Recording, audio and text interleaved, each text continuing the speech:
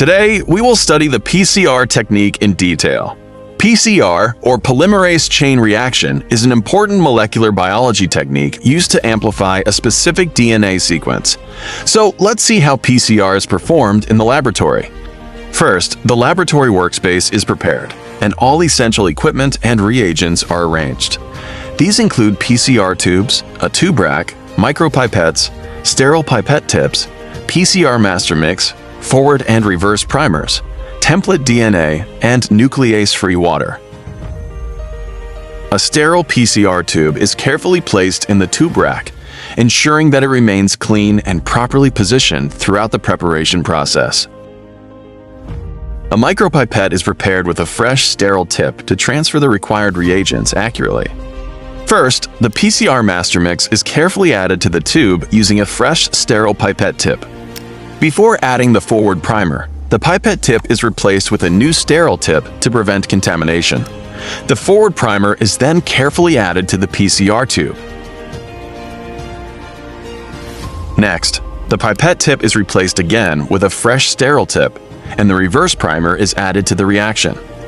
After that, the extracted template DNA is carefully added to the PCR tube using a fresh, sterile pipette tip. This DNA contains the specific target sequence that we want to amplify during the PCR reaction, which will later be copied into millions of DNA molecules.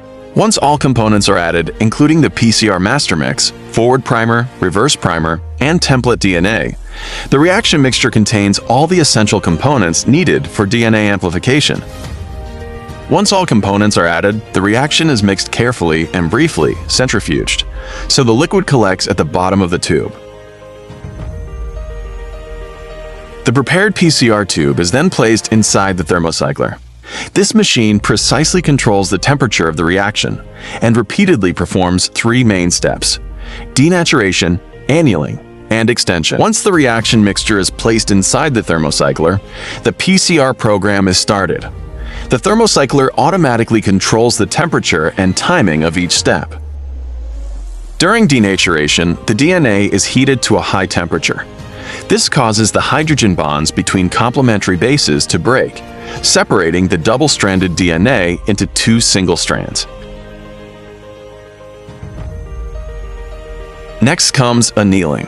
The temperature is lowered, allowing the forward and reverse primers to bind to their complementary sequences on the separated DNA strands.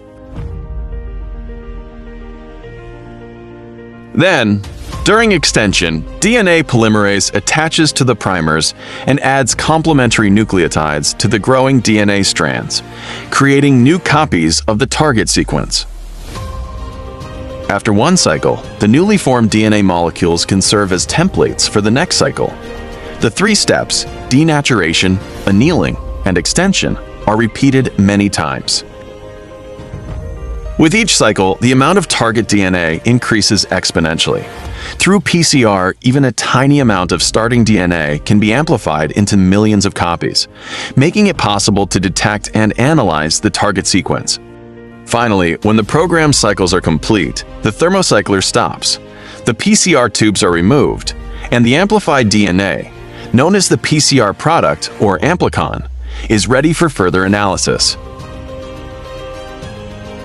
So, this is how PCR works. From preparing the reaction and adding the required components, to repeated cycles of denaturation, annealing, and extension, ultimately producing millions of copies of the desired DNA sequence.